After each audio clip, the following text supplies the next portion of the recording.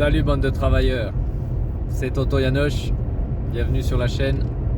Ici on parle de tout, mais je crois qu'il faut reprendre certaines bases parce que moi la chaîne a pour but de vous montrer ma façon de faire. Je ne vais pas vous dire comment faire, hein, vous faites comme vous voulez, mais ma façon de faire pour m'expatrier, investir, épargner et m'organiser, sachant que je suis père célibataire, ma fille 100% à charge, mais qui va avoir ses 18 ans là.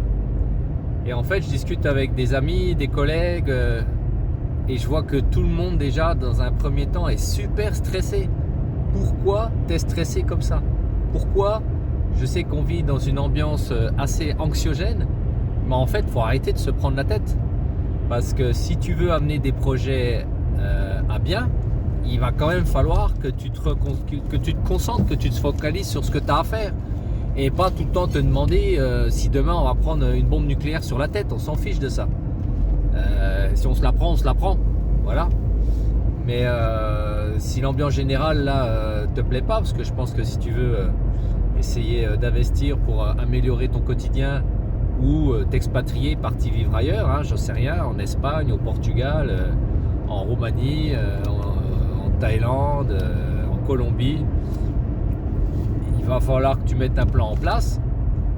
J'en parlais déjà dans d'autres vidéos. Déjà regarder ce que tu peux investir toi déjà dans ta situation actuelle, mais ça veut dire dans un premier temps déjà éliminer ce qui sert à rien, économiser là où tu peux économiser, réduire tes dépenses, annuler toutes les dépenses qui ne servent à rien, et puis après ensuite regarder si il y a des solutions pour gagner plus d'argent. Mais en fait, si tu veux mettre tout ça en place et que tu es tout le temps en train de penser, mais je sais pas si demain si... En fait, je pense à ça, c'est que j'ai un collègue là, un ami, c'est un ancien voisin en fait. On a toujours gardé contact et puis on s'envoie des messages très régulièrement. Et là, il m'envoie un message pour savoir si ça va, tout. Je dis bah oui, c'est vendredi, tranquille, j'ai fini ma semaine de mon premier job là, et le week-end c'est quand même moins tendu, même si je travaille aussi le week-end, c'est quand même moins tendu qu'au travail, dans le sens où c'est moins lourd rapport au trajet, aux horaires, du fait que je travaille en Suisse, qui sont quand même assez lourds, on va pas se cacher, hein, on va pas s'en cacher. Mais il me dit voilà, c'est la merde, je suis licencié, donc lui il travaille en Suisse aussi, il travaille sur Delémont. Il dit je suis licencié, j'en ai marre, pourquoi ça arrive à moi, qu'est-ce que je vais faire, et en fait c'est un mec qui a divorcé il y a quelques temps.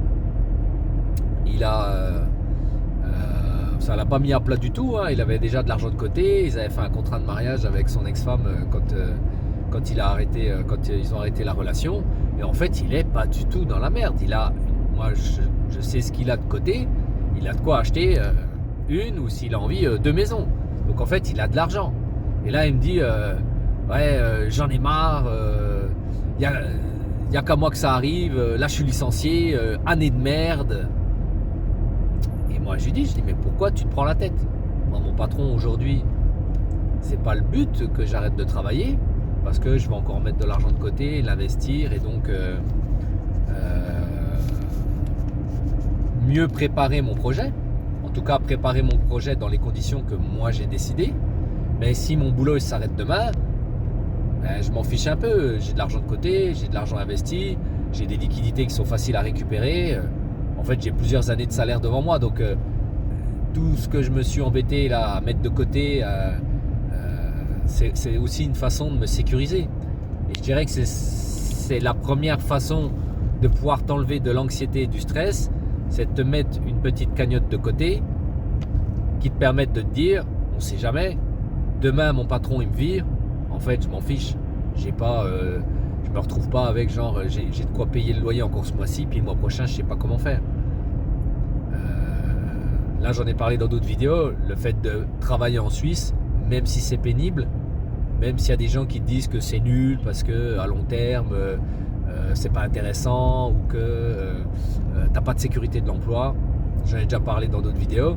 Déjà la sécurité de l'emploi, on va pas parler, si par exemple tu travailles en Suisse, de la sécurité de ton emploi, mais on va parler de sécurité d'emploi en général, ce qui fait ce que tu peux faire pour gagner en sécurité d'emploi et pas de ton emploi, c'est le fait d'acquérir beaucoup de compétences dans la branche, dans le domaine dans lequel tu as décidé de te lancer, et donc finalement de te spécialiser. Plus tu seras spécialisé, plus tu auras de compétences et moins tu auras de soucis pour trouver du travail, parce que ça veut dire que dans ton domaine, tu fais partie des meilleurs. Et c'est une façon de sécuriser. Le fait est qu'en Suisse, il y a quand même une demande au niveau travail qui est beaucoup plus importante, au niveau main-d'œuvre, je veux dire, qui est beaucoup plus importante qu'en France. Même si l'entreprise dans laquelle tu travailles a plus de boulot, il y a d'autres sociétés qui seront intéressées pour te prendre. Si et seulement si, c'est toujours la même chose, si tu es flexible et si tu as des compétences qui les intéressent. Et la seule façon de sécuriser ça, c'est d'avoir le plus de compétences possible. Mettre de l'argent de côté, et puis et si tu es en Suisse, tu vas pouvoir mettre plus rapidement de l'argent de côté. Tu veux, en France, si tu arrives à la fin de l'année à mettre un salaire de côté, c'est-à-dire à peu près un dixième de ton salaire de côté, eh ben, tu vas avoir 1500, 2000, peut-être 2500 euros de côté. Si en Suisse, tu arrives à mettre... Déjà, en Suisse, tu as le 13e mois. Quand tu travailles, c'est quasiment dans toutes les sociétés, tu as le 13e mois. Donc déjà, si tout au long de l'année, tu arrives, et normalement, c'est vraiment facile, d'économiser 10% de ce que tu gagnes, je dirais que tu peux largement économiser 20% de ce que tu gagnes, mais même si on table sur le minimum, c'est-à-dire qu'en fin d'année, tu as un salaire d'avance, tu auras même un peu plus qu'un salaire d'avance. Si tu économises 10% sur 12 mois, tu vas avoir 12%, mais en fait, tu peux facilement avoir 20% quand même. À ça, en fin d'année, tombe ton 13e mois. Donc au lieu de le gaspiller en bêtises, tu gardes ton 13e mois, tu arrives en fin d'année, tu as 2 mois en réserve, en seulement un an. Et là, on ne parle pas en faisant des placements, en te serrant la ceinture à mort ou rien. Si tu gagnes 4, 5, 6 000 francs en Suisse, tu ne vas pas me dire que tu ne peux pas économiser 10% par an. Mais ça veut dire qu'en fin d'année, tu vas avoir autour des 10 000 francs, voire même plus. Parce que si tu économises sur un salaire de 5 000, l'équivalent de 20% par mois, ben, en fin d'année, ça te fait déjà 20%, ça te fait déjà 2 salaires. Avec ton 13e mois, ben, on parle de 3 salaires de côté. Tu as 15 000 euros de côté. Ce n'est pas quelque chose d'impossible à faire. Il suffit d'être discipliné pendant un an. Une année, ça passe quand même assez vite. Tu te disciplines pendant un an, tu arrives en fin d'année, tu as 15 000 francs ou 15 000 euros de côté. Francs suisses, le taux de change fait qu'il n'y a pas une grosse différence entre les francs suisses et les euros, même si voilà, ça fait une petite différence. Tu ne vas pas voir la vie de la même façon, ton tracé, ton trajet professionnel, en te disant voilà, je travaille en Suisse, si demain ça s'arrête, oui, bah, dis-toi qu'en fait, si tu vas travailler et puis que tu bosses 8, 10, 12 mois, puis que tu as 1, 2, voire 3 salaires de côté, donc 5, 10 000, 15 000 euros de côté, et si à la fin de l'année tu es licencié puis que pendant un mois tu n'as pas de travail, c'est pas grave, sachant que dans tous les cas, tu as le droit au chômage en France. Donc tu vas avoir facilement en 2005 3 000 euros. Bon, voilà, mon père a déjà été au chômage, il avait plus de 3 000 euros, il est 3 400 euros de chômage. Donc t'es pas sans rien. Si sur tes 4 500 que tu gagnais, ou peut-être 5 000, tu économisais déjà 10 ou 20%, en fait, tu vas tomber au chômage, tu vas toucher quasiment la même chose que la somme avec laquelle tu vivais déjà pendant que tu travaillais.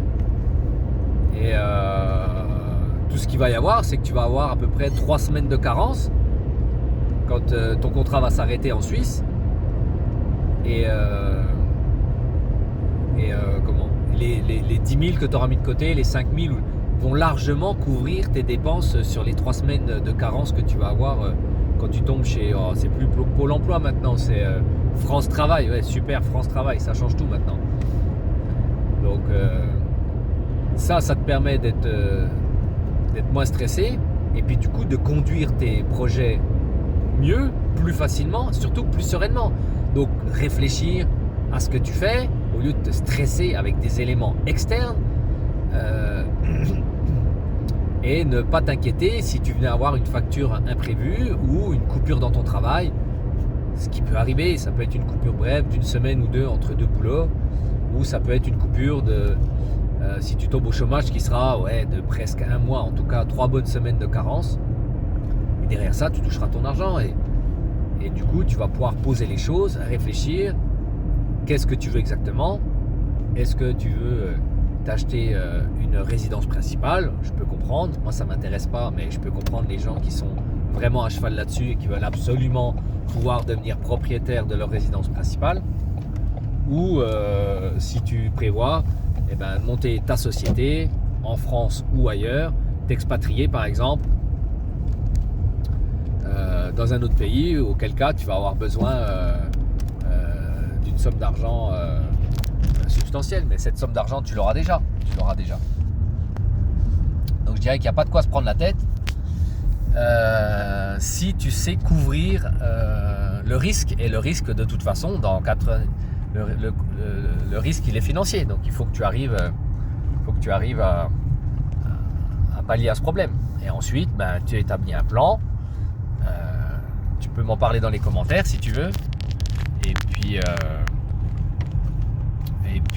ça te permettra de voir venir. Sur ce, je vois que sur les vidéos que je fais, je ne comprends pas comment ça fonctionne. Je fais plus d'abonnés que de likes. Donc je vois beaucoup de gens qui créent du contenu, qui disent voilà les gens, vous likez, vous regardez, j'ai des vues mais j'ai pas d'abonnement. Alors moi j'ai pas compris. Là j'ai eu plus d'abonnements que de likes. Donc mettez un petit pouce, ça serait sympa. N'hésitez pas à mettre un commentaire sur la nature de vos projets. Et puis on reparle de tout ça dans une prochaine vidéo. Sur ce, profite bien de ta fin de journée et puis amuse-toi bien, à bientôt.